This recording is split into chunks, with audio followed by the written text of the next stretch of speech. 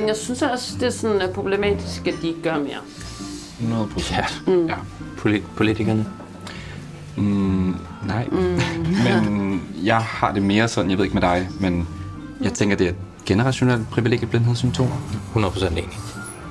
Så i forhold til... Omvendt så tror jeg også bare sådan, det ikke er det, der er problemet. Præcis. Men på den anden side, så kender jeg jo ikke, der er også nogen, der ikke læser nyheder. I'm like, Right. det er sådan, jeg følger nu bare lidt med. På en eller anden måde. Også fordi jeg føler, it's a privilege not to be political. Læser du mine tanker? Nej, men ja. Men hvad tænker du om det, Simon? Nej, hvad er dit hot take? Anders Hemmingsen skal være far. Okay.